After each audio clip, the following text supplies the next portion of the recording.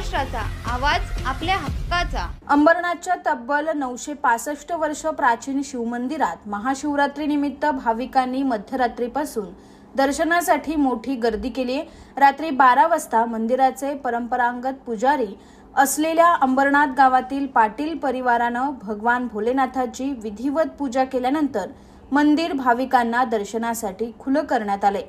जागृत देवस्थान अशी या प्राचीन शिवमंदिराची ओळख असून प्रत्येक महाशिवरात्रीला राज्यभरातून लाखो भाविक इथं दर्शनासाठी येत असतात। या निमित्ताने ठाणे जिल्ह्यातील सर्वात मोठी जत्रा ही अंबरनाथमध्ये भरते। आदल्या दिवशीच्या रात्रीपासून 24 तास लाखो भाविक आणि नागरिक दर्शनाला आणि जत्रेचा आनंद घेण्यासाठी अंबरनाथमध्ये येत असतात। रात्रीपासून यासाठी तब्बल 600 पोलिसांचा कडेकोट बंदोबस्त ठेवण्यात आलाय।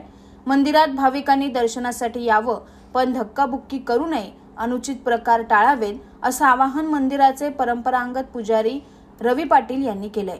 ठाणे जिल्ह्यातून पूर्ण यात्रेत फिरायला आणि दर्शनाला कमीत कमी 7 लाख लोक येतील। काही लोक इकडे दर्शनाला येतात, काही यात्रा फिरून निघून जातात।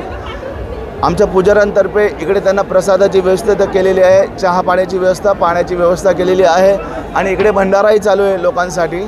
त्याप्रमाणे सगळे पुजाऱ्यांनी व्यवस्था केलेली आहे। पोलीस बंदोबस्त खूप प्रमाणे आहेत। ACP साहेब आता आणि इथले सर्व सिनियर पोलीस स्टाफ आहेत, हे सगळे इकडे आहेत आणि ते कंटिन्यू आपले सर्व लक्ष देऊन आहेत। आमचे पुजारी आहेत, नगरपालिकेचे काही स्वयंसेवक आहेत, फायर ब्रिगेड्सवाले आहेत, आरोग्य सेवावाले आहेत। या शहरातील दोन्ही शहरातील सगळे नागरिक आणि जेवढी व्यवस्थापक असतो आपला महाराष्ट्रातली, जशी नगरपालिका आहे, पोलीस बंदोबस्त आहे आणि आम्ही पुजारी, या सगळ्यांनी मिळून आपल्या सगळ्या भाविकांसाठी खूप सुंदरपणे सगळ्यांची व्यवस्था केलेली आहे। आपण फक्त प्रेमात या, कुठल्याही प्रकारे धक्काबुक्की कुठे करू नका। आपल्या मुलांना सांभाळा, गर्दीत तुमचे काय मौल्यवान वस्तू असतील ते घेऊन येऊ नका आणि आपण स्वतःचे रक्षण करा आणि आपल्या वस्तूचंही रक्षण करा। तुमच्या परिसरातील काही घडामोडी किंवा समस्या असतील तर आमच्या वृत्तवाहिनीला संपर्क करा आणि तसेच सतत अपडेट राहण्यासाठी आमच्या वृत्तवाहिनीला सबस्क्राइब करा आणि बेल आयकॉन दाबायला विसरू नका।